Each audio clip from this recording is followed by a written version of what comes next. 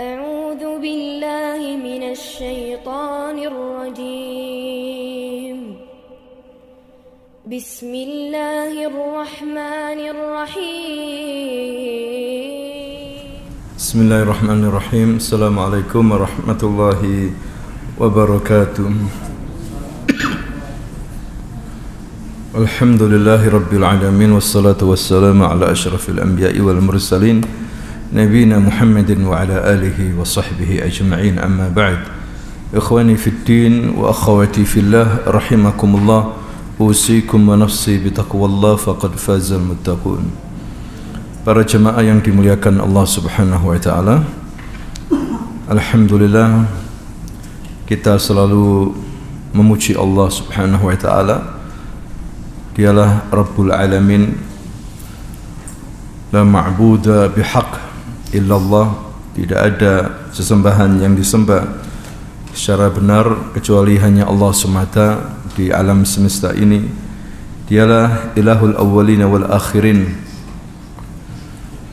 yang telah memberikan kepada kita begitu banyak nikmat-nikmatnya, terutama nikmat Islam, nikmat iman, nikmat sehat wal afiyah, nikmat keluarga.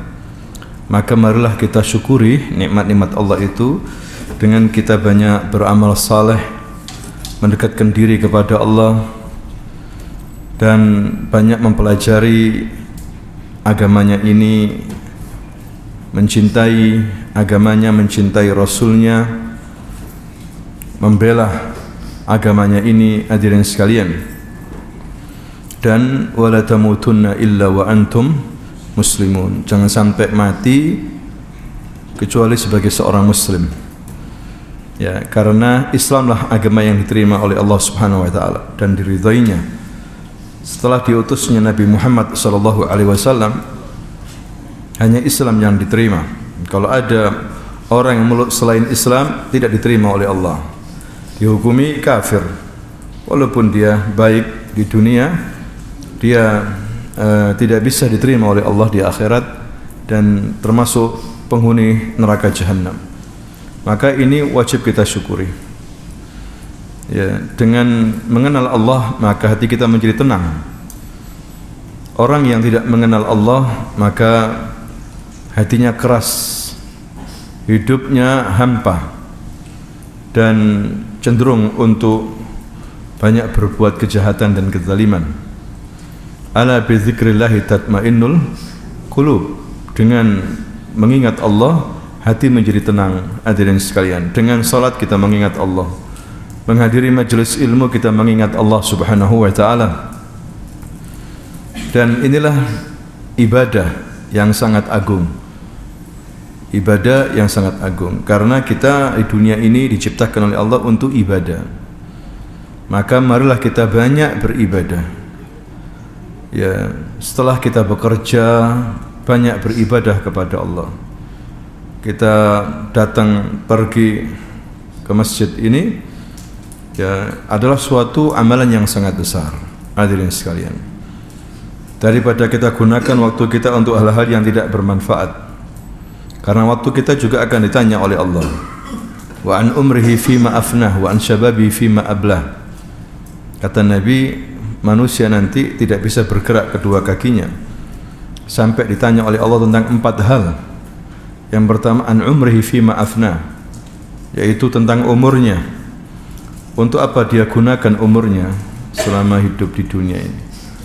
Untuk bekerja terus, mikirkan dunia, untuk hanya main-main hingga usia tua masih main-main, ya, seakan-akan seperti anak-anak dan anak muda. Atau untuk belajar beribadah, melaksanakan ketaatan kepada Allah Subhanahu wa taala, menolong orang-orang yang perlu ditolong, berbuat kebaikan. Ya. Kemudian wa an syababi fima ablah, waktu mudanya juga akan ditanya oleh Allah. Untuk apa waktu muda ini dihabiskan?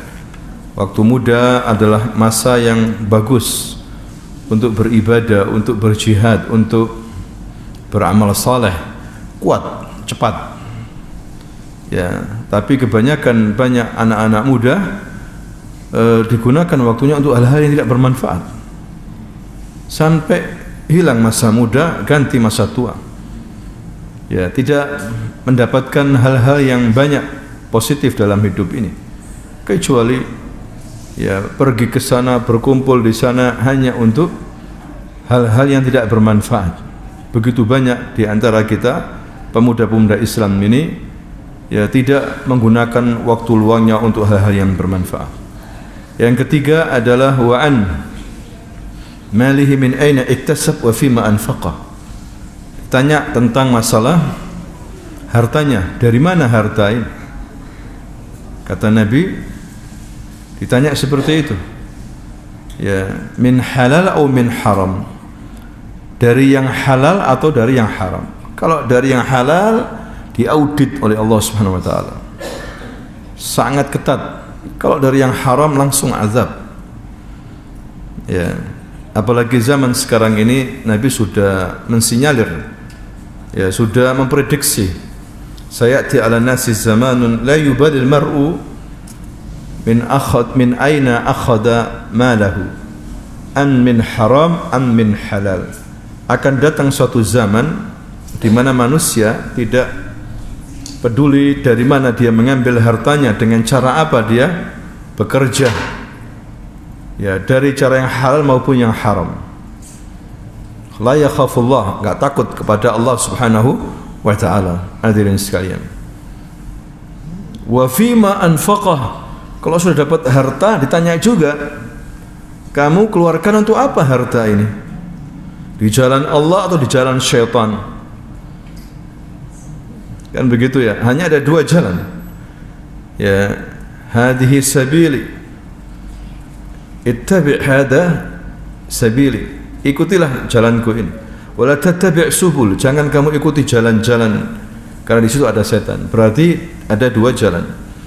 Ya, sabilullah wa sabilu syaitan. Jalan Allah cuma satu, jalannya setan bercabang-cabang banyak sekali. Hadirin sekalian, kemudian yang keempat adalah wa an ilmihi madza amila bihi, ditanya tentang ilmunya, digunakan untuk apa dia belajar itu. Dia pintar, dia menghabiskan banyak waktu di sekolah, SD, SMP, SMA, perguruan tinggi, ya, S1, S2, S3, S berapa lagi? S lilin. Ya, tapi itu ilmu tidak manfaat. Ujung-ujungnya untuk nipu orang, untuk menipu orang-orang yang bodoh, ya, untuk nyolong, hadirin sekalian, korupsi. Ya, madza amila bihi, apa yang dilakukan dengan ilmunya itu.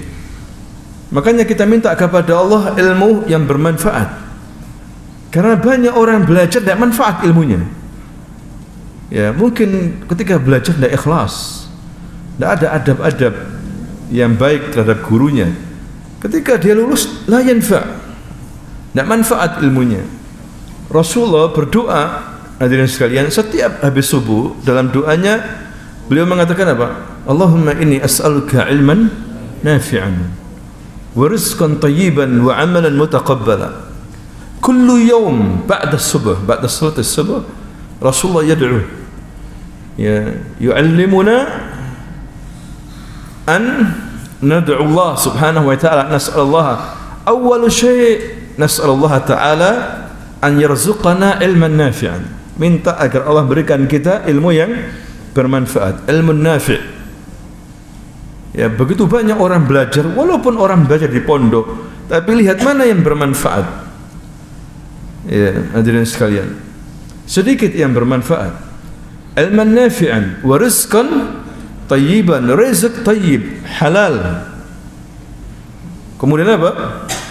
Wa amalan mutaqabbalah, amalan makbulah inda Allah. Banyak orang beramal tapi enggak diterima, ghairu makbul. Oleh karena itu, amal an yakuna makbulan, amal itu dikatakan makbul harus memenuhi dua syarat. Ya, yajib bisyartaini, harus dua syarat. Yang pertama, an yakuna amal mukhlishan lillah, adalah amalan itu ikhlas karena Allah. Wasani, madza? An yakuna amal mutabiqan bima jaa bihi Rasulullah sallallahu alaihi wasallam. Amal itu harus sesuai dengan apa yang diajarkan oleh Rasulullah sallallahu alaihi wasallam. Ya, banyak orang beramal tapi bukan dari syariatnya Nabi. Ada banyak kelompok hadirin sekalian. Ada yang punya pendapat kita ini beramal soleh bukan karena ingin surga. Nah, ingin apa? Tujuannya tidak mau ingin apa? Surga. Kemudian yang kedua, kita ini menjauhi dosa bukan karena takut neraka. Tambah bingung hadirin sekalian. Ini akidahnya orang-orang filsafat yang ditiru oleh sebagian kelompok. Ya, tidak mengikuti syariat Nabi, bikin dzikir-dzikir sendiri.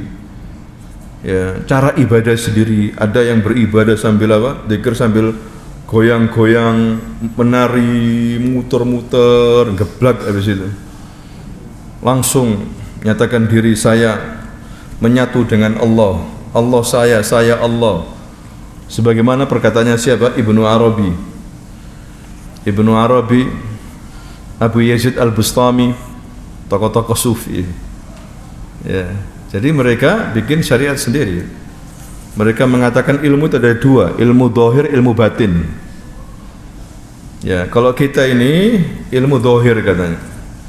Kalau wali-wali sufi ilmu batin.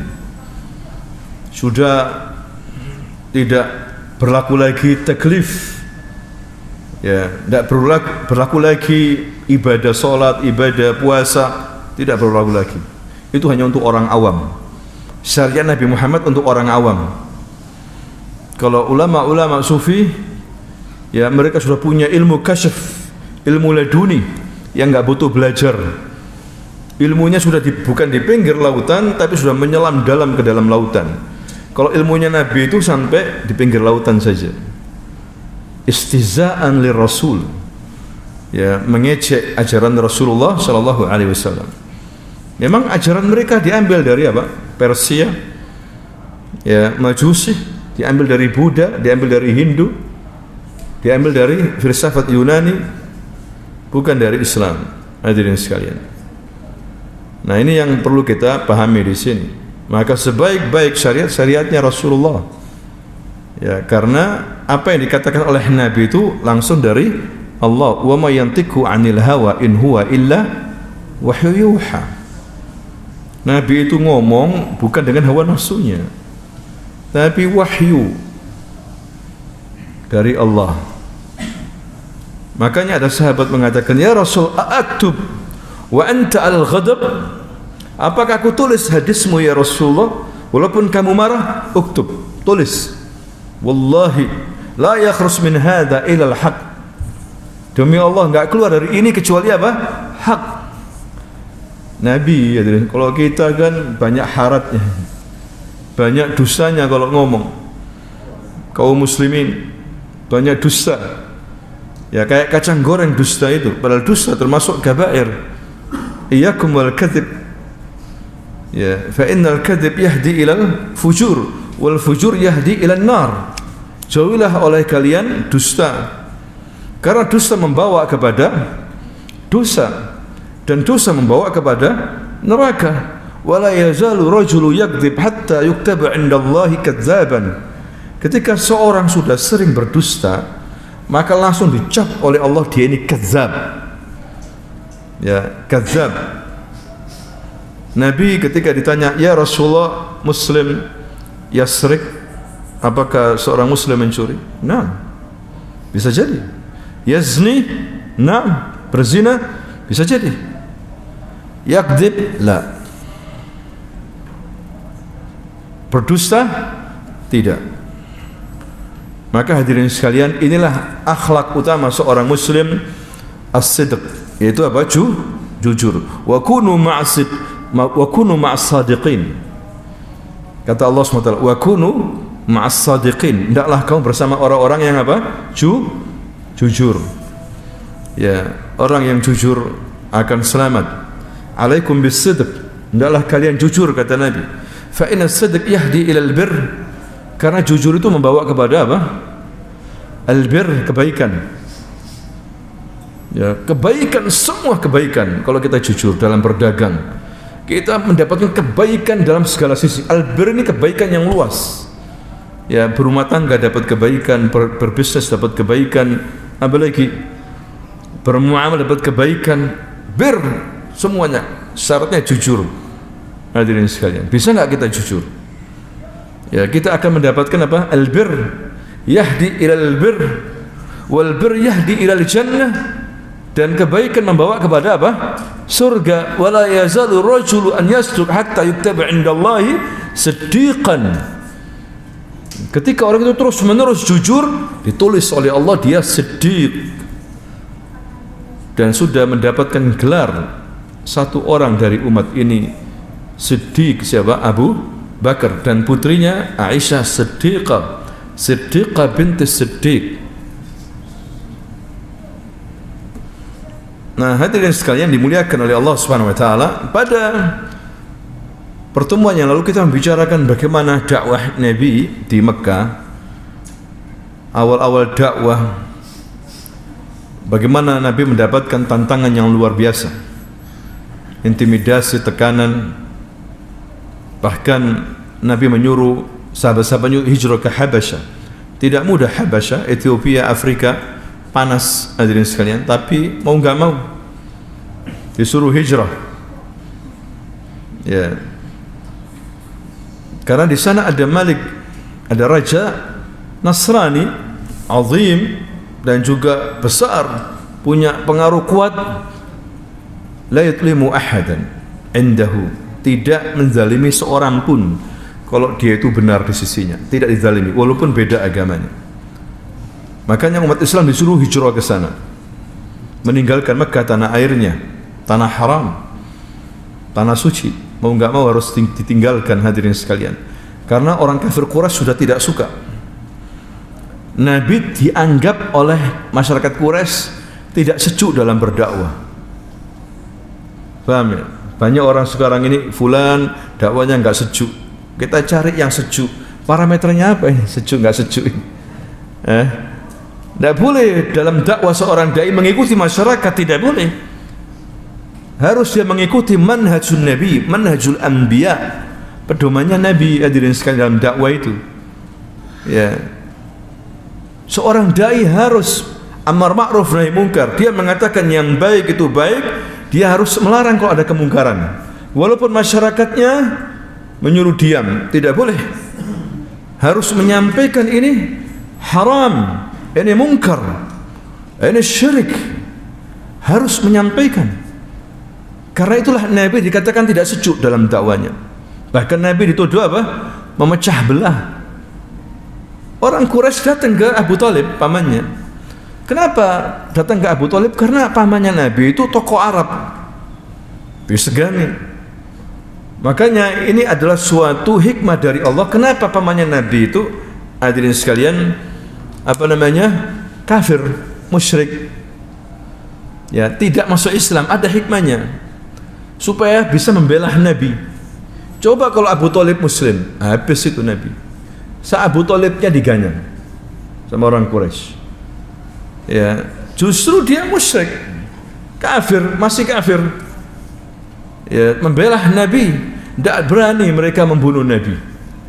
Mereka membunuh Nabi harus menghadapi Bani Hashim, menghadapi sukunya Nabi kuat hadirin sekalian di Mekah. Ini pentingnya nasab. Pentingnya apa? Nasab. Nabi didukung dengan nasab yang kuat, kakek-kakeknya para tokoh. Makanya Abu Sufyan ketika ditanya oleh Raja Romawi, kan tersebar Muhammad ngaku Nabi. Abu Sufyan waktu itu ketua delegasi pebisnis Arab di Syam, lagi di Syam, dipanggil. Ya Abu Sufyan, siapa orang ini? Anak muda ini. Kita dengar dia ngaku sebagai Nabi. Siapa dia ini?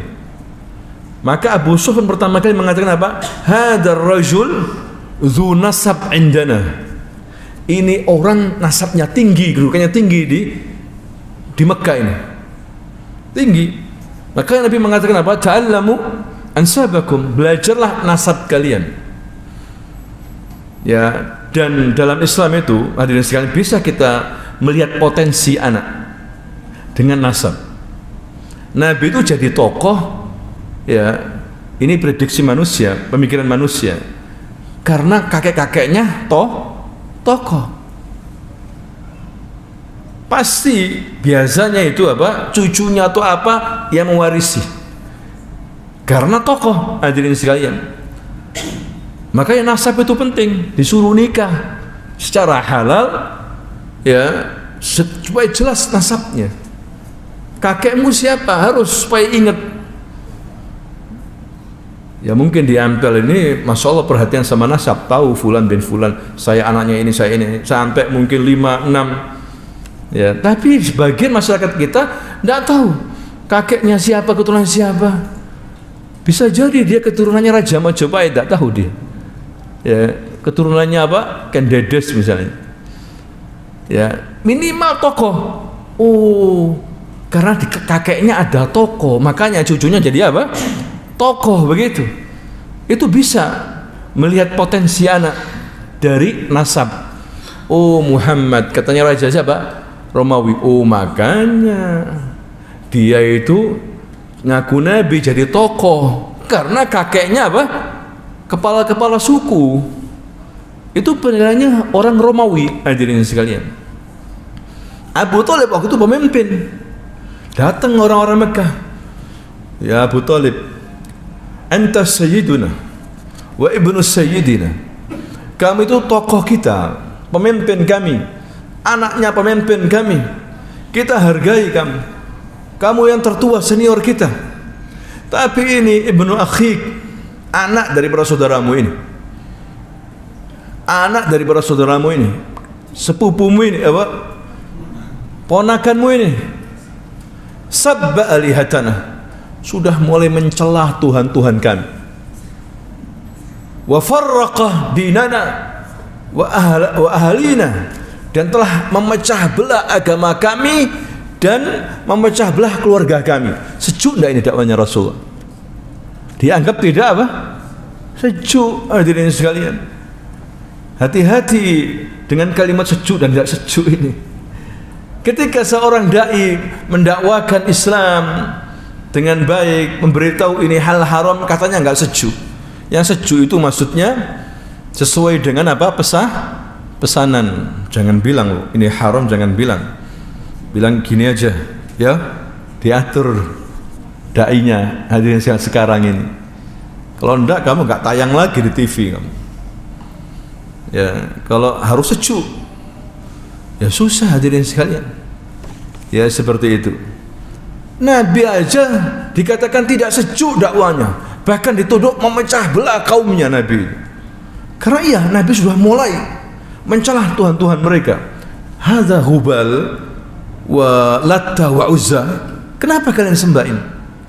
Apakah ini Tuhan? Ini Tuhan la yasma' wa la yubsir wa la yughni anka syai'an. Ini Tuhan tidak bisa mendengar, tidak bisa melihat, tidak bisa ngomong, tidak bisa buat manfaat, kok disembah? Mana otak kalian?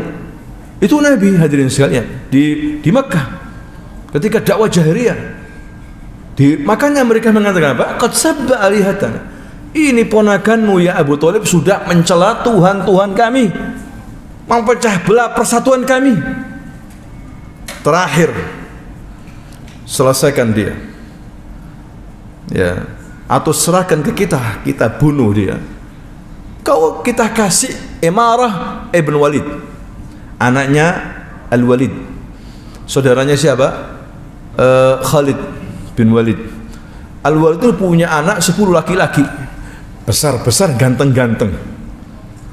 Al-Walid bin Mughirah ini, kalau kondangan, bahasa kita kondangan gitu ya, dibawa semua anaknya.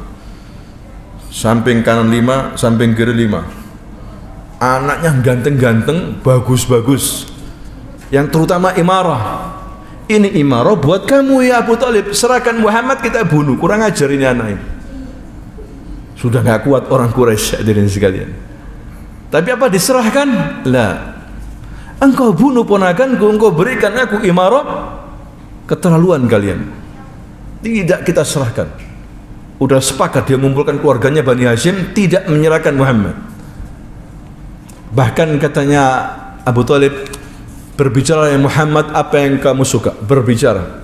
Kita akan backup kamu dari belakang. Ngakui Abu Thalib itu bahwa Islam itu benar, ini bahwa Nabi itu benar. Cuma tidak mau masuk Islam. Sangat disayangkan. Hatinya masih sombong, tidak mau mengakui la ilaha illallah. Nah itu Nabi hadirin sekalian berdakwah, tidak peduli sudah. Nabi menantang mereka, Nabi itu. Jadi Nabi itu bukan diam saja, mencelah Tuhan-Tuhan mereka. Ini misalnya Nabi di Mekah, ini Hubal, patung besar mereka, dikumpulkan, ya jamaah Quraisy, wahai orang Arab, ini Tuhan, ini Tuhan. Tidak bisa ngomong, tidak bisa dengar. Kalian pokok roboh ini. Tuhan kalian sembah ini bukan Tuhan, ini tidak berhak untuk disembah. Itu Nabi mengatakan begitu. Bukan diam saja hadirin sekalian. Apakah ini sejuk? Tidak, Nabi tidak dikatakan dakwanya sejuk. Tapi Nabi tidak peduli. Ya, makanya mereka melakukan tindakan keras. Ada yang dibantai, seperti siapa? Keluarga Yasir. Keluarga Yasir dan istrinya dibantai, dipukul, disiksa tiap hari sampai terakhir dieksekusi dengan cara kejam. Ya, Bilal diseret, dibuat mainan tiap hari di terik matahari yang panas. Makanya Nabi menyuruh mereka hijrah. Sudah kalian hijrah, nggak kuat kalian. Hijrah sampai Allah memberikan kalian keputusan nanti atau memenangkan ini. Mereka hijrah. Tapi subhanallah, di sela-sela itu hadirin sekalian, Allah kasih hidayah tokoh Quraisy, tokoh kuat. Yang pertama Hamzah bin Abdul Muttalib, pamannya Nabi, cuma hampir seumur dengan Nabi. Ada yang mengatakan seumur, ada yang mengatakan Hamzah lebih tua 2 tahun. Dalam keluarga besar itu wajar gitu. Paman sama ponaan hampir sama umurnya. Kalau keluarga besar ya, pernah nggak ada sini? Itu sudah biasa, biasanya begitu. Paman sama ponaan cuma terpaut setahun, kadang 2 tahun. Lah Hamzah ini juga saudara sepersusuan Rasulullah. Di samping paman dia saudara sepersusuan, ikhwah fi radha'ah dalam fikih. Al-akh fi radha'ah. Waktu itu disusui sama siapa? Suwaibah al-Islamiyah, budaknya Abu Lahab, pamannya. Pamannya Nabi Abu Lahab itu punya budak namanya Suwaibah al-Islamiyah, menyusui Rasulullah dan menyusui Hamzah, sehingga dia menjadi saudara apa? Sepersusuan. Saudara itu, kerabat itu ada 3 macam. Ring-ringan ya. Ring pertama kerabat nasab langsung, ayah, ibu, kakek, ami, bibi, adik, kakak. Ini wajib kita dahulukan dalam silaturahim. Kita bantu, kita ini ring pertama ini. Ring kedua hadirin sekalian, ikhwah fi radha'ah, saudara sepersusuan, sudah menjadi mahram. Selama udah disusui berapa kali? 5 kali. Sudah menjadi apa? Saudara. Nabi pernah disusui sama Halimah As-Sa'diyah. Halimah itu punya anak waktu itu di Bani Sa'ad, ada beberapa anak, 5 atau 4 gitu anaknya, termasuk salah satunya Syaima, perempuan Syaima. Jadi Nabi sama Syaima ini saudara apa? Sepersusuan, wanita. Nah waktu itu setelah Fathu Mekah, Nabi bawa pasukan 10.000, akhirnya masuk Islam 2.000 orang dari Mekah, 3.000 orang, tinggal Taif yang membangkang. Maka Nabi langsung mengarahkan pasukannya ke Taif, sehingga perang Taif, ya perang Hunain namanya hadirin sekalian. Kenapa mereka masih membangkang? Akhirnya mereka lari, ada beberapa orang yang ditawan. Nah termasuk Syaima. Termasuk siapa?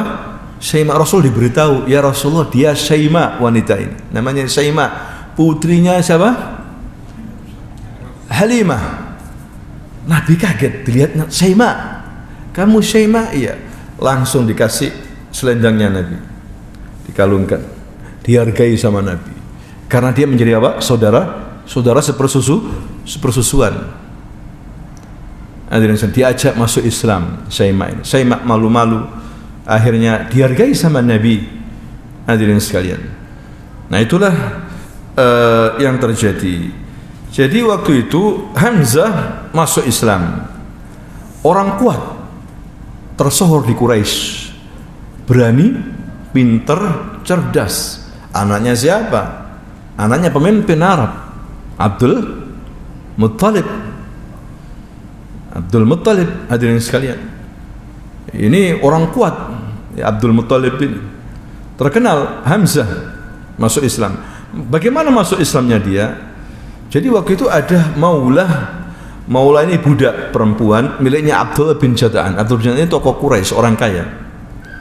Dia lagi di Safa melihat, jadi Abu Jahal, Amr bin Hisham datang papasan sama Nabi, dimaki-maki Nabi ini. Rasul dimaki-maki. Bahkan tidak cukup itu, dia ambil batu dikepruk kepalanya. Bayangkan Nabi ini sampai berdarah. Nabi diam karena Abu Jahal bukan orang sembarangan, dan Nabi diam, berdarah netes ini. Udah dimaki-maki dan dipukul batu, tidak terlalu besar batunya, yang penting pokoknya mengenai gitu ya, berdarah. Dilihat sama siapa? Maula Abdullah bin Jada'an, jariyah, seorang budak perempuan. Nah waktu itu setelah selesai, nggak lama, sorenya kalau nggak salah itu, Hamzah datang dari berburu, langsung disamperi sama budak ini. Ya Hamzah, tahu kamu tadi itu ponakanmu itu Muhammad dicaci maki habis sama Amr bin Hisham, Abul Hakam, Abu Jahal, dan dia dilukai sampai berdarah. Ponakanmu diam saja. Lihat strategi Nabi, disakiti diam.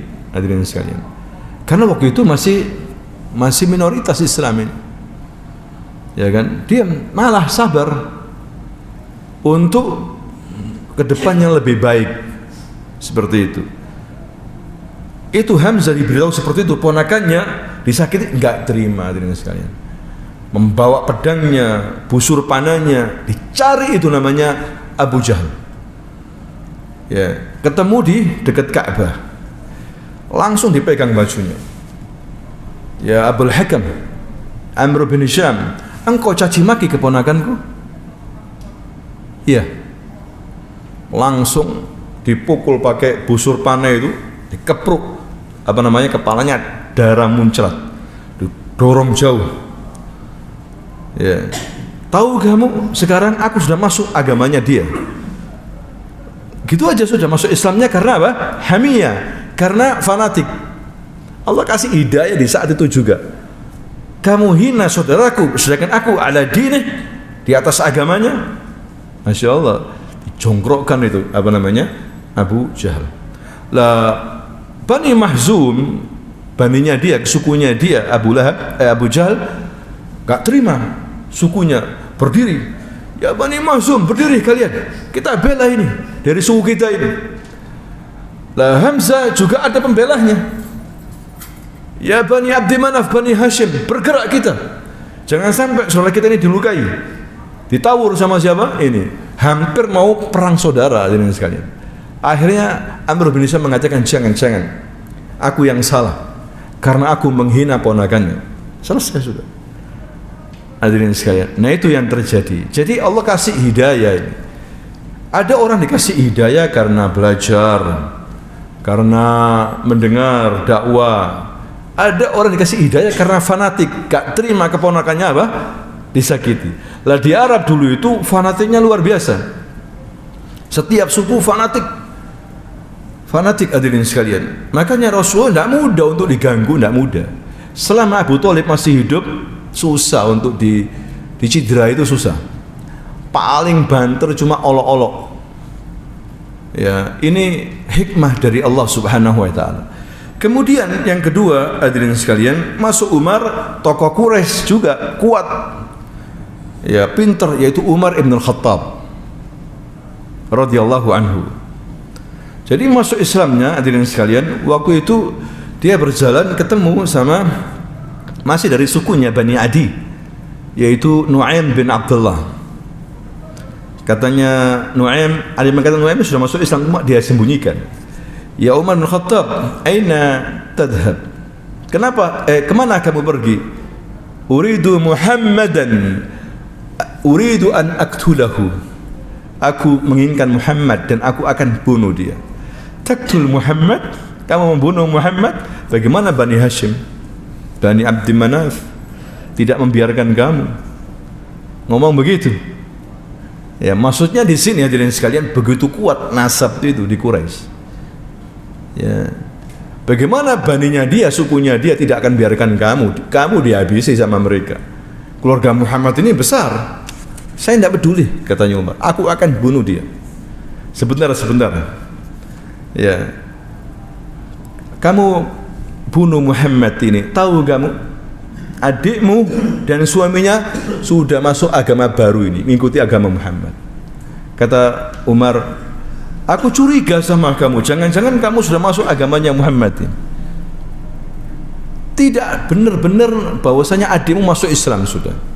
Enggak terima dia, langsung marah menuju rumah adiknya. Ketika sampai di rumah adiknya, terdengar dia suara membaca Quran. Ada Khabbab bin Ard mengajari siapa? Adiknya dan suami adiknya Umar, Fatimah adiknya, suaminya Sa'id bin Zaid.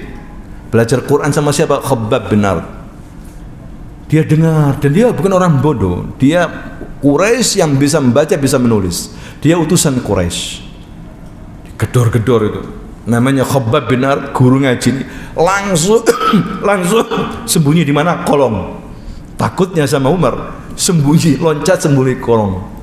Dibukakan sama Fatimah. Apa yang kamu baca ini? Kamu najis untuk menyentuh ini. Kalau kamu mau mandi. Ada riwayat yang mengatakan ditampar ini Fatimah dan juga suaminya ini, dipukul sampai berdarah. Tapi akhirnya dia kasihan. Silakan kamu berbuat apa terhadapku, kata adiknya. Tapi tidak boleh kamu pegang ini, mandi dulu. Akhirnya mandi, disuruh mandi. Setelah mandi dipegang. Wallah hadza kalam. Ya, ini ucapan indah sekali. Ya, indah sekali. Ada riwayat dia membaca surah Toha. Ya, surah apa? Toha. Ketika sampai pada, yani Khabbab bin Ard membaca surah Toha ketika sampai pada ayat innani anallah la ilaha illa ana fa'budni wa aqimis salata li dzikri, dia langsung hatinya terenyuh. Setelah tahu bahwa Umar tidak menyakiti, muncul ini siapa? Khabbab bin Ard. Muncul dari apa? Kolong. Abshir ya Umar, bergembiralah ya Umar, karena kemarin aku mendengar Rasul berdoa. Dalam doanya dia berdoa apa? Allahumma a'izzil Islam bi ahad rajulaini ahabba ilaika.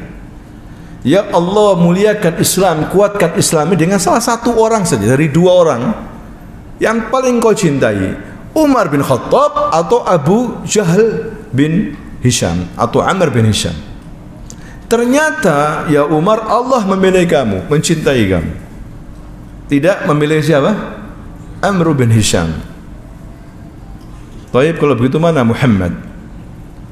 Muhammad di rumahnya Arqam bin Abil Arqam di atas bukit Safa. Umar langsung pergi bawa pedangnya ke Rasulullah. Digedor-gedor rumahnya ini Arqam ini. Ya, dilihat lu Muhammad. Umar itu yang di dalam rumah itu bingung semua, ketakutan. Hadirin sekalian, Rasulullah di dalam kamar. Ada Hamzah tenang. Siapa? Umar, bukakan pintu. Paling beraninya orang ini, Hamzah ini. Makanya dikatakan singa Allah. Bukakan pintu. Kalau dia ingin kebaikan, kita hormati. Tapi dia macam-macam keburukan, aku bunuh dia dengan pedangnya. Dia tidak mengatakan dengan pedangku, tapi dia mengatakan aku bunuh dengan apa? Pedangnya sendiri. Bukakan. Dihadapi sama Hamzah. Ya, jadi dalam Islam memang ada orang-orang yang berani, hadirin sekalian. Ya, kemudian datang dipegang badannya ini Umar ini. Mau apa kamu ya Ibn al-Khattab? Mau apa kamu? Aku ingin ketemu Muhammad. Mana Muhammad? Maka datang Rasul keluar dari kamar. Disamperi sama Rasul, dipegang bajunya ini. Ya Ibn al-Khattab, tidakkah kamu sudah selesai sudah? Berhenti ya Umar. Ngikuti orang-orang jahiliyah ini. Berhenti sudah, jangan seperti Al-Walid wa Abul Walid. Sudah, kamu ini orang pintar. Iya ya Rasulullah.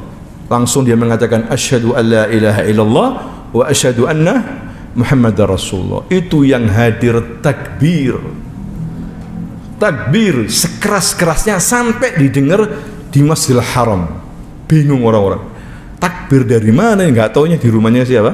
Arqam bin Abil Arqam, yakni agak naik bukit dulu itu, sofa itu. Ya, tersembunyi. Nah, disitulah Umar dijuluki Al-Faruq. Kata Umar, Hamzah masuk Islam lebih dulu daripada aku 3 hari. Ditanya Ibnu Abbas, ya Umar, limada ya summita Al-Faruq? Kenapa kamu dipanggil Tud'a bil Al-Faruq? Waktu itu aku masuk Islam. Ya, sebelum aku Hamzah 3 hari. Dan ketika aku masuk Islam, saya tanya kepada Rasulullah, ya Rasulullah, limada ikhtifa nakhtafi? Kita bersembunyi limada ya Rasul? Alasna nahnu alal haq hayyan wa mayyitan? Bukankah kita ini di atas kebenaran hidup maupun mati? Naam ya Umar. Kamu di atas kebaikan hidup dan mati. Taib, limadha nakhtafi? Kenapa kita sembunyi ya Rasul? Mari kita umumkan Islam ini. Maka saat itu dia dijuluki apa? Al-Faruq. Sedangkan Hamzah dijuluki Asadullah, singa Allah. Kata Rasulullah, Hamzah dijuluki Asadullah oleh Allah langsung di atas langit yang ke-7. Hamzah.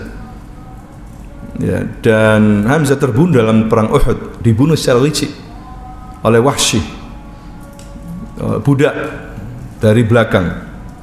Setelah dia membunuh banyak orang, pemimpin Quraisy, ya, dia syahid di medan Uhud. Umar adalah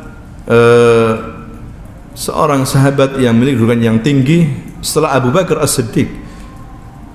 Kuat imannya, padahal awalnya dia yang paling keras. Tidak ada mu'allaf di Mekah yang masuk Islam kecuali pernah disakiti sama Umar. Tiap hari kerjaannya nyakiti orang. Subhanallah, dibuka hatinya menerima Islam. Ya, makanya para ulama, para sahabat mengatakan, wallahi kita ini mulia setelah masuknya Umar. Ya, setelah masuknya siapa? Umar bin Khattab. Kemudian juga Ibnu Mas'ud mengatakan kana Islamu Umar izzan. Masuk Islamnya Umar ini kemuliaan bagi umat Islam. Wa hijratuhu nasran, hijrahnya kemenangan. Wa imaratuhu rahmah, pimpinannya rahmat. Umar bin Khattab. Kata Nabi, seandainya ada nabi lagi setelahku, maka Umarlah orangnya. Umarlah orangnya, tapi tidak ada nabi setelahku. La nabiyya ba'dahu. Subhanakallahumma wa bihamdika asyhadu an la ilaha illa anta astaghfiruka wa atubu ilaik. Assalamualaikum warahmatullahi wabarakatuh.